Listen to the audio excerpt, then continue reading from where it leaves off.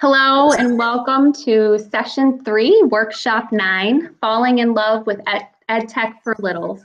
If you're enjoying the learning today, you can pay the joy forward by going to the EdCollab site and finding out how you can donate to Brotherhood Sisterhood Soul, our adopted charity.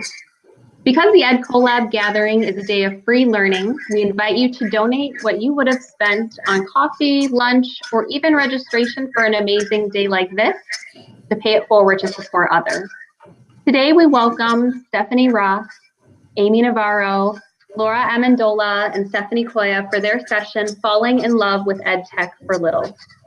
Stephanie Ross is a reading specialist at Kelly Elementary School in West Orange, New Jersey. She just began her 29th year as an educator, 6 years with kindergartners, and 22 years as a reading specialist.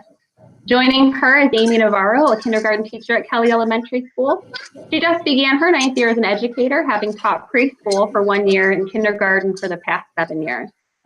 Laura Amendola is a teacher at Kelly Elementary School also, and this is her first year teaching 4th grade, having previously taught 1st grade for 4 years.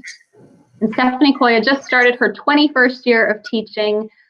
She's taught kindergarten through 3rd grade, currently teaching 2nd grade at Kelly Elementary School. What a lucky school to have all of you amazing teachers there. If you're on Twitter today, friends, you can share your learning using the hashtag #TheEdCollabGathering, a space, and the hashtag 9. And now I'm excited to introduce Stephanie Ross, Amy Navarro, Laura Amendola, and Stephanie Koya. Thank you, Jessica. Hi, I'm Stephanie Ross. Amy Navarro. Laura Amendola. Hi, I'm Stephanie Koya. Welcome to Falling in Love with EdTech for Littles. So with that, I have to ask myself, why technology? Why are we even using technology?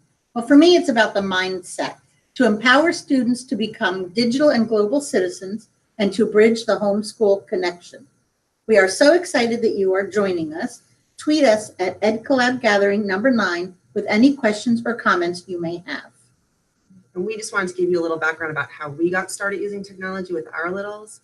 So last September, when we came back to school, in our classrooms, we found these big gray metal carts, and inside those carts were a class set of Chromebooks. And this was great because the previous year we had 5 Chromebooks to share in our classrooms. So this was exciting to be going one-on-one with the Chromebooks. However, it was also a little overwhelming because now we had to figure out how we were going to integrate technology into our daily teaching, as well as how we were going to use it to amplify our students' learning. So our district did provide us with some professional development. We have an EdTech team that introduced us to Seesaw and Flipgrid and Padlet to get us started. We also have the great support from our K-5 tech integration specialist, Diana DaCosta. I want to give a shout out to her. Who would come into our classrooms and really encourage us to just try things out. And she really put us in the mindset that we didn't have to be experts at technology to use technology in the classroom, as well as, it wasn't always going to go perfect. So we took her advice and the support that we had been given, and we started trying things out with our students. Next slide, please. So what you're looking at now are some resources that we have used, and these books are wonderful resources to help you get started. Kristen Zimke's Amplify will give you lesson ideas and help you understand the importance of using technology to amplify learning and not just for playing games. Christine Pinto's Google Apps for Littles will give you step-by-step information for teaching your littles how to log on to their devices if you don't have access to Clever Badges. She also provides many lessons that you may implement right away. My favorite quote from this book is on page 5, where she says, and I quote, "I have my kindergartners log into G Suite on Chromebooks the 2nd day of school," end quote. If kindergarten students are capable, all students are capable. Jimmy Casas's Culturize will give you tools for transforming the culture in your school. All too often, our schools become a breeding ground for negativity among faculty and staff. Culturize will help you transform your mindset and your school culture. A positive school culture affords teachers opportunities to try new learning experiences and to amplify learning. Next slide, please. You may be wondering why we should use technology in our classrooms when we all complain that children spend too much time on their devices. Well, effective use of technology amplifies learning. We do not simply play games or fill in worksheets, but we teach our students to share their voice and their thinking to amplify their growth. Effective use of technology also amplifies insight. Amplifying insight develops critical thinking and problem-solving skills. It gives us a greater understanding as we become digital citizens. Effective use of technology also amplifies access. Technology levels the playing field and allows every child, regardless of their ability, to grow and glow. We would like to know how you amplify learning in your classroom, so please tweet us and let us know. So it's really not about the technology. It's really about amplifying the learning. Next slide, please. It takes a mindset shift for some of us to think of social media as a resource for professional development and resources. Twitter offers a wealth of free information at your fingertips. A hashtag, or as some of us oldies call it, the pound sign, is a keyword or phrase used to describe a topic or theme. Hashtags categorize information and makes it easily searchable. These are just a few examples of hashtags to search and follow for a wealth of free resources.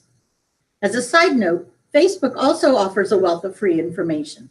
If you are thinking about participating in this year's Global Read Aloud, there are several Facebook groups dedicated to connecting and sharing free resources. Just do a quick search and you'll find a stockpile of free and valuable, easy to implement ideas and connections. Next slide, please.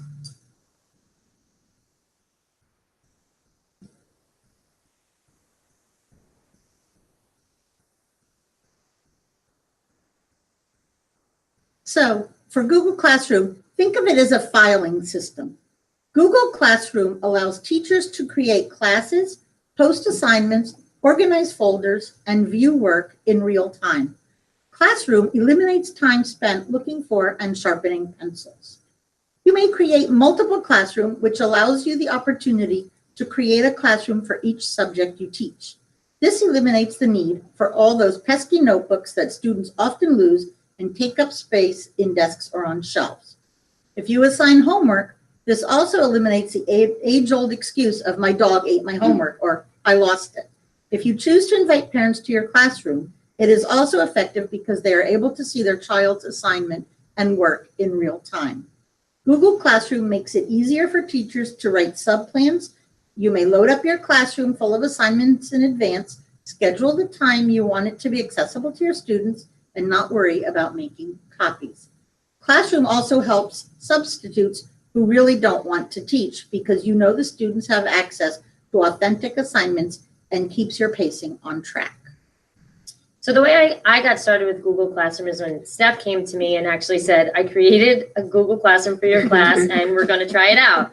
So of course I said, all right, let's give it a shot. And we started just really small by posting yes or no questions based on big books that we were reading for shared reading. So what we would do is have the kids put their Chromebooks out before lunch. So they were already at their seats. They would come in, log on and come into the classroom and answer the questions. And once we saw that they were more than capable of navigating, getting on their computers, getting into the classroom, we decided to add more things to that. And we would push out assignments, especially Padlet links. We also started small. Steph came into the classroom and helped us out. We began with the Do Now questions, Wonder Wednesday for Wonderopolis, Thankful Thursday, Fun Friday, and the kids just answered the questions, very basic.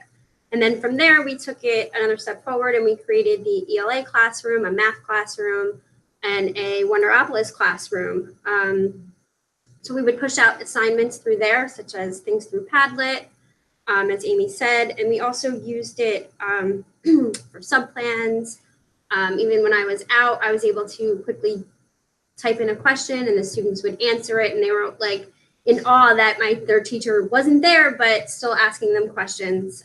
So they have a lot of fun with it. And in my classroom, we set up a classroom and I had the students bookmark it onto the bookmark bar for easy access. And then I used it to push out their Padlet and create assignments as well. I thought it was easier to push out the links through Classroom. I also used Google Classroom to push out digital issues of Scholastic News. So each child would get an issue. They could either read it or listen to it. They were also able to watch the videos and play the skills games, which they really enjoyed. And I also thought it was great for leaving assignments when I was absent. Students were able to get into the classroom, complete the assignments, and I didn't have to worry about leaving copies for my substitutes.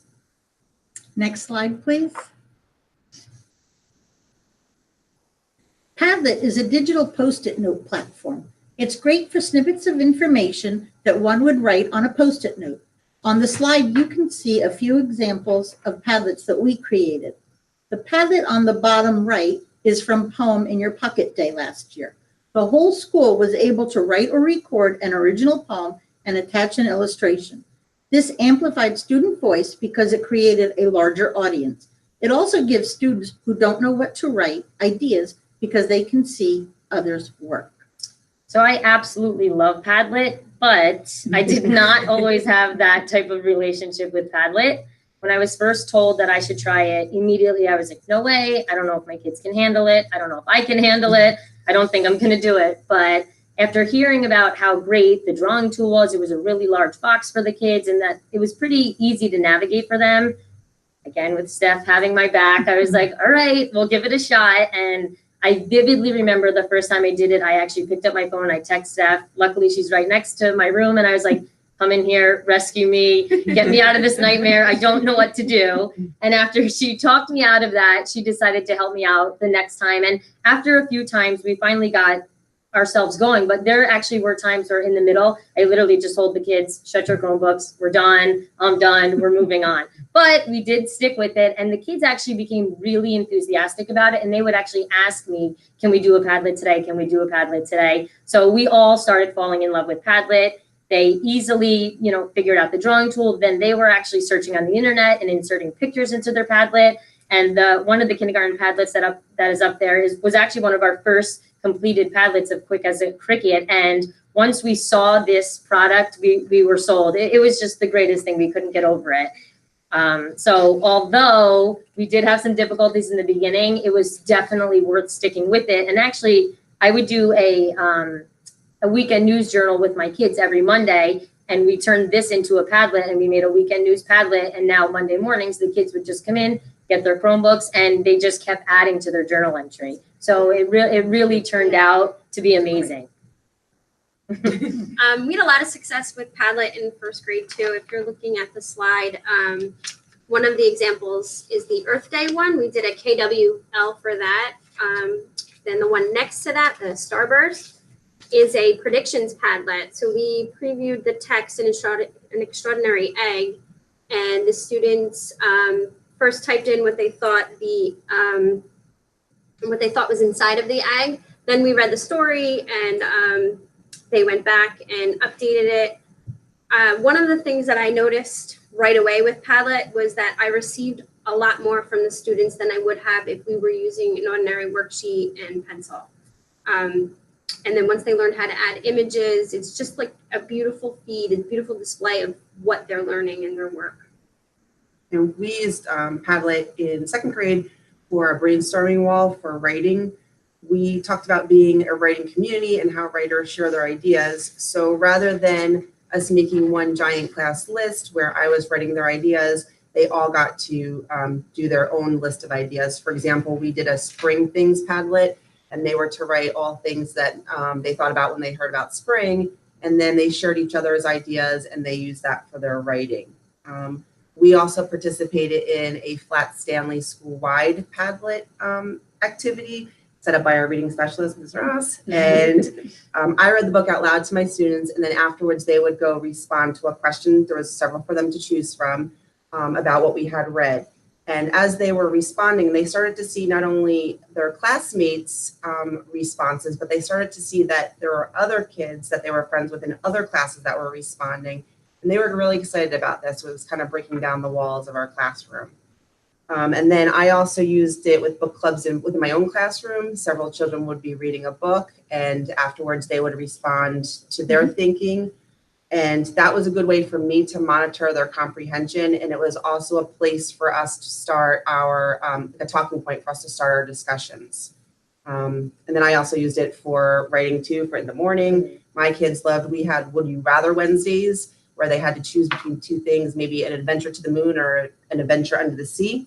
And then they had to give reasons to support it because we were learning how to give evidence to support our writing. And that became a regular Wednesday thing because they enjoyed it so much. Just to add on to what Steph said, I think the kids, that was one of the things that the kids loved. They loved being able to see everyone's work. Yes. And it kind of got them talking in this community like, wow, that's your favorite animal. This is mine. Did you see what I did? I like the picture you took.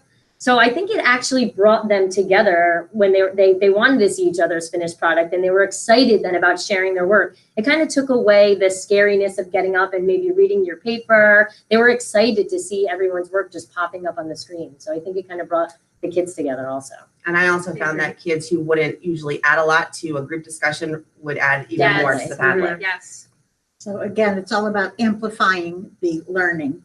We originally got the idea for using Padlet for book clubs from LiveBits. Liv is an 11-year-old phenom who is taking the digital literacy, student voice, and digital for good world by storm. You can follow LiveBits at the LiveBits for more ideas on using Padlet for book clubs or for almost anything in your classroom. Next slide, please. Another platform we use is Seesaw. Seesaw is a student portfolio system that documents evidences of learning. Students are able to write, draw, and record in Seesaw. It is also another avenue for keeping parents connected with their children while they are at school. If you invite parents onto your Seesaw account, they will only be able to see their child's work, so it's confidential and secure. Parents are able to leave comments for their child, which in turn motivates their children to work smarter. So I pushed out Seesaw pretty early in the year, and it was the first platform we tried. So we really only kind of dabbled with the drawing tool and the labeling tool. The kids actually, again, loved doing something new, and they enjoyed that when we went back onto Seesaw that they could go back and see work that they had posted before that. We ended up using Seesaw a lot for math. We started using it more as our exit ticket, which was great because then I could go back on and see who was really grasping what we were talking about. We used Seesaw early on too for Techie Tuesday. The parents came in, we read the story of the Magic Hat, and then with their parents, they took a picture and drew a little special hat on. They had a lot of fun with that. So from there, I used it to apply what they had learned in different lessons, mostly with poetry. They would read the poem, illustrate it, and then record themselves reading the poem for fluency. We also used it in math for skip counting. They took a picture of the number grid and then they used the drawing tool to mark the spot that they were skip counting. I also noticed that the parent involvement on that was really great. The parents would log in, get to see what their child had posted. They would write a comment about it, and then the children would log in and comment back, and they really loved that feature. And Laura's class and I actually collaborated about the Olympics, which was great because this was before we got into Google Classroom, I think. So Laura pushed it out on her Google Classroom and we partnered our kids up. So it was great for my kids to kind of have a one-on-one teacher, and they kind of went through it together, and her kids then let my kids do the drawing and her kids would type things in. So it was a really great way for our kids to collaborate and learn from one another. And the engagement between over 40 kindergarten and first grade students was amazing to see. They were all on task, learning and doing what they were supposed to be doing, and they were having a lot of fun. And the best part was that Laura's first graders knew more about Seesaw than I did. So they were teaching my kids things that I didn't even know about yet. So it worked out well. Yeah. Seesaw is actually the first platform that I try with my students as well. I think it's a great starting place if you don't know where to start, because they have an activities library that you can get lots of ideas from. And you can also use the activities library to create your own activities, get an idea and make it fit for your classroom. So we started with something simple. It was October. There was a pumpkin that you could decorate. So my kids practiced using the drawing tool, and they practiced using inserting text. Later, I used another activity from the activities library. We were learning about character traits in our classroom, and the students took a picture of themselves, and they labeled themselves with character traits that they felt they had.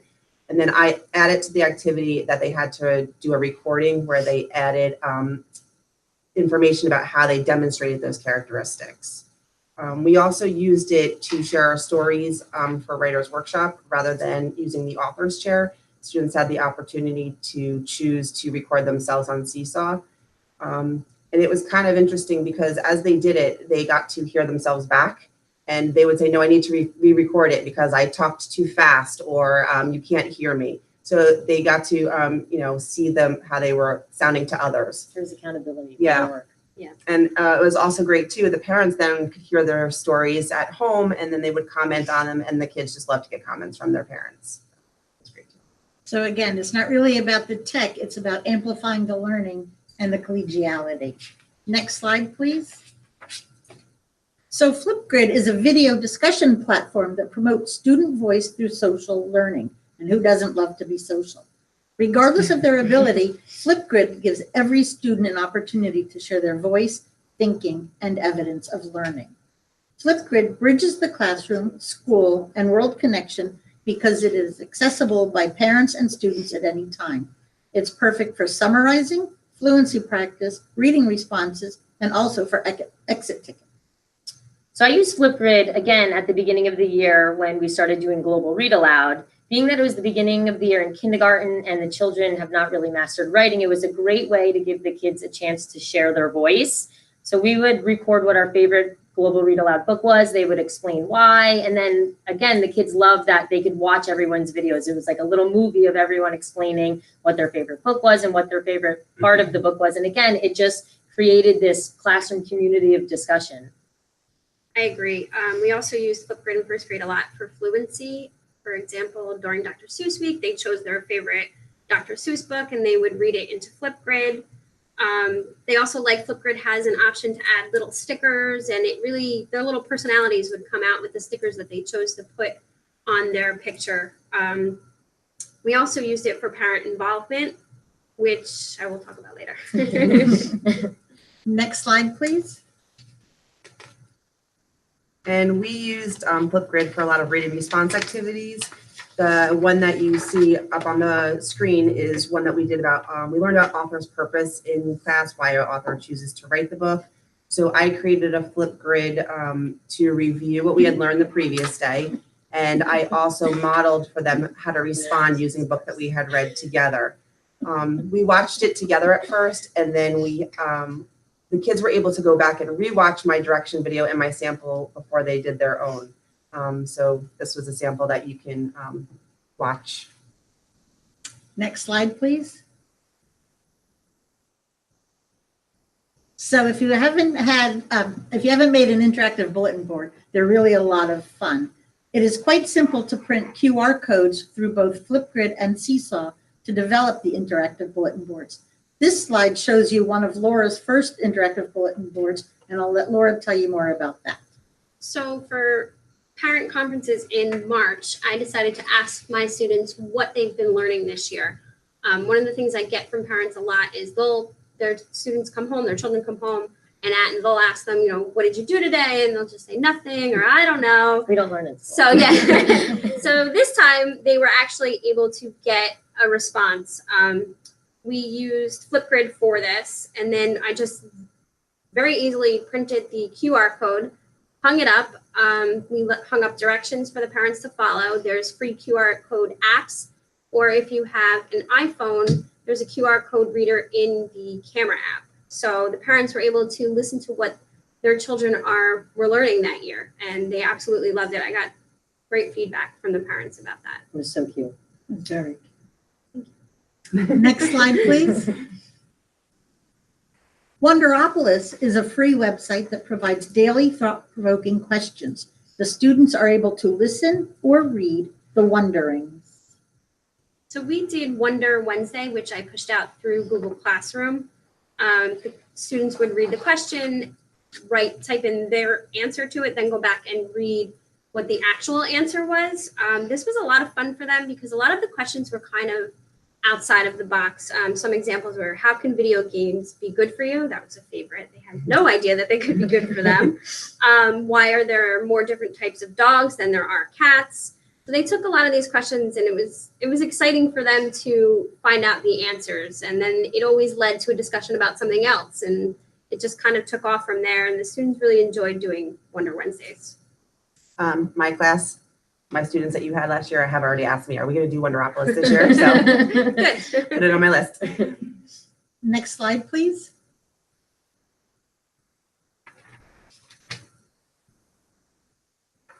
So ChatterPix is a great app for all ages. It's an app that allows you to give voice to a photo and make anything talk. ChatterPix is an excellent tool for enhancing student voice. Stephanie will share a way she used ChatterPix with her second graders.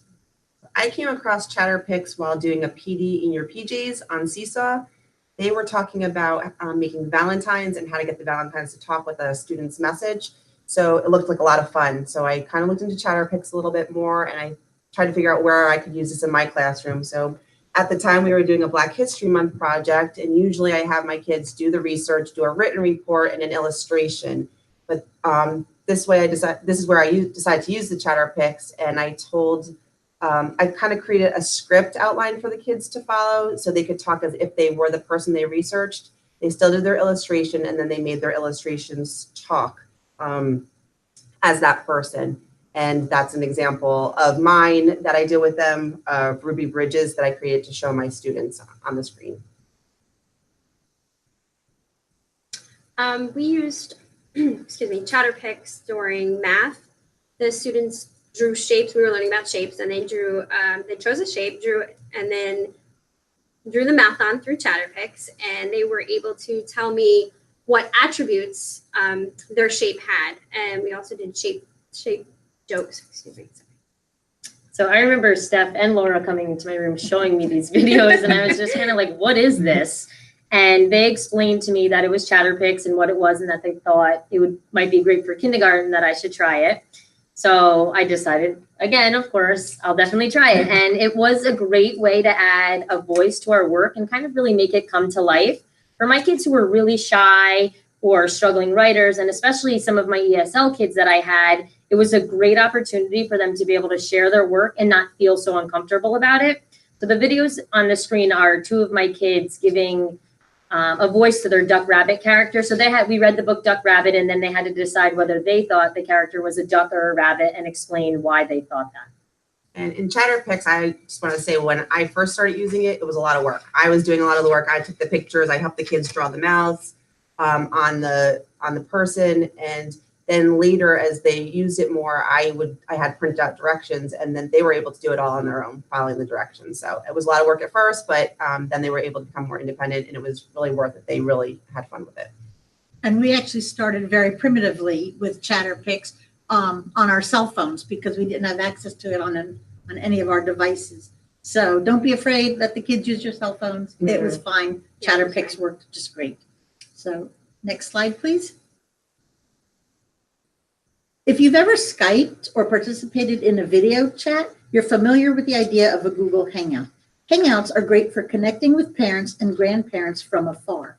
You can bring virtual field trips into your classrooms via Google Hangout. Google Hangout opens up a world of possibilities. If you can dream them, you can invite them into your classroom via Hangout. So I got introduced to Google Hangout when I signed on to do Global Read Aloud. My kindergarten class connected with a kindergarten class in Wisconsin. So of course it was, how do we do this together? Easy, through a Google Hangout. So we used the Google Hangout for our classes to meet each other, and my kids asked the kids from Wisconsin questions and vice versa. And that's kind of how we got started. And then we would set up weekly or bi-weekly Google Hangouts and have the kids discuss books. And discussing with the other teacher, we decided to do a reader's theater. So my class and her class, each took parts in the story, and we were going to do this reader's theater over a Google Hangout. And Steph came in, Diana DaCosta came in, and it was so cute. It really worked out well. After we finished, we were kind of talking and saying, this was really amazing. I don't think the kids understand that they just completed this reader's theater with kids in another state. So I took out a map and showed them again, these are the kids you were just doing this show with. They're in Wisconsin. We're here in New Jersey. They really weren't grasping it. So we were kind of trying to come up with ideas about how they would understand what actually just took place. And we thought of maybe their parents. They know their parents are either at home or at work. If we did a Google Hangout with them, it might be like, wow, wait a minute. I thought they were at home. Now they're kind of in my classroom. What's going on? And we came up with the idea of having mystery readers where parents would sign on to be our mystery reader, and we would do this over a Google Hangout. And it just took off. And the great thing about it was that it also built that homeschool community. The kids knew that their parents were still super involved in what they were doing. And for parents who are working and can't always come to things that we have out at school, it was a great way for them to be involved. And we did World Read Aloud Day. And believe it or not, most of the parents I know in my class, and I'm sure some of the others, ended up doing World Read Aloud Day with us over a Google Hangout. So it really took off. We did in first grade, our first Google Hangout with Amy's class, actually. And even though they were just down the hall, these kids got really excited about it. So we continued with it using also Mystery Mondays. The parents would read from work or wherever they were located. And the students didn't know who was reading that Monday. We did it every Monday morning. So they would get really excited, you know, whose mom or whose dad it was going to be. Then we use it also as a way to celebrate students' birthdays for those parents that couldn't come in the classroom and read their favorite story. They read it through Google Hangout. One of my favorite days that we used it was our 100th School of Day celebration and Valentine's Day fell on the same day, and a student happened to be out sick. We did a Google Hangout with him from his house, and he was able to share his 100th Day celebration project and participate in Valentine's Day. And the smile on his face was just priceless. He was so excited to still be a part of things, even though he was homesick. I personally didn't use Google Hangouts last year, but from hearing what my colleagues have to say and the success that they had with it, it's another thing on my list with Wonderopolis to try out this year. Next slide, please.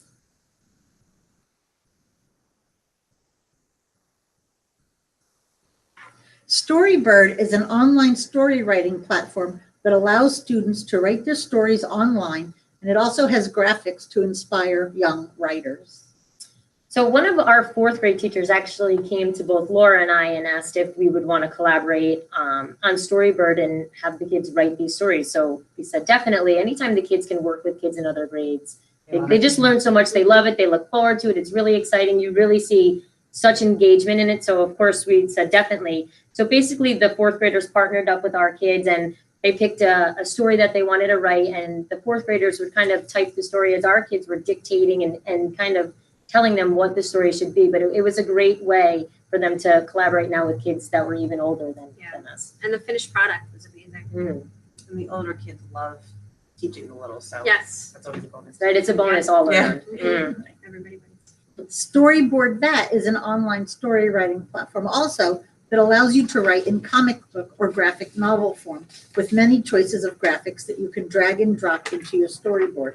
Storyboard That is an excellent platform for writing in sequence, like beginning, middle, and end, and timelines for social studies.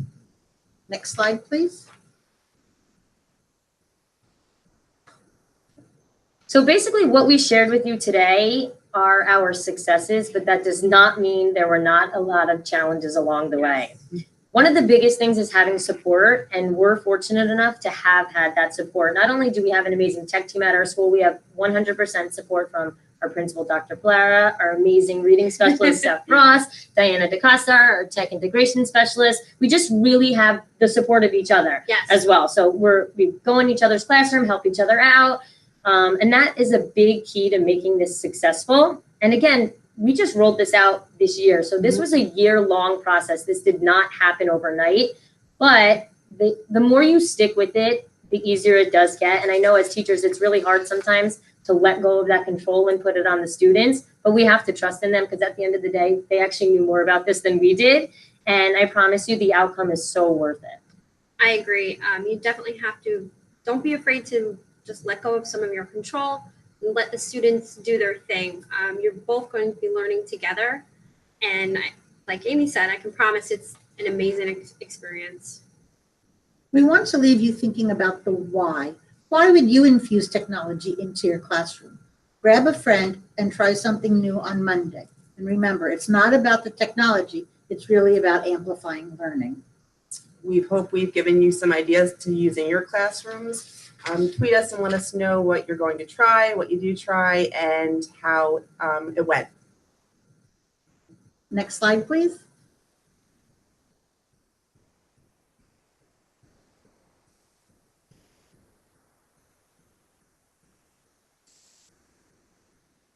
So thank you for joining us. Thank you Thank so you. much.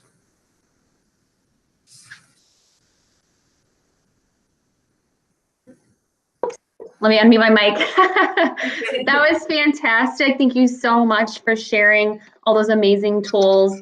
I can't believe how much you've empowered even the littlest learners, and what the domino effect will be on that for years to come for those kiddos, like to cultivate curiosity and creativity just throughout the rest of not only their educational lives, but their personal lives as well. So bravo. Thank you so much for taking the time to curate all those resources and build this presentation for moving forward this profession, really. So bravo to all of you and to the staff that supports you in that work as well.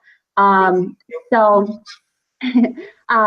just as a reminder, if you popped in midway to this amazing session, that the full video will be archived on the EdCollab website, so you can view the entire video and all the amazing resources shared today. Our next session starts at 2 Eastern, and I'd just like to share a little preview of preview of those slides. So let's see. I can pull up session. Let's see if that's big enough. So these are some of the workshops we have coming up in session 4, starting in about 15 minutes at 2 p.m. Eastern. So we look forward to continuing our learning today. And now's your time to take a break, get up, stretch, maybe have a snack, grab a quick lunch, and settle in for session 4. So again, thank you for sharing your time with us today, ladies. Thank you. Thank you, viewers.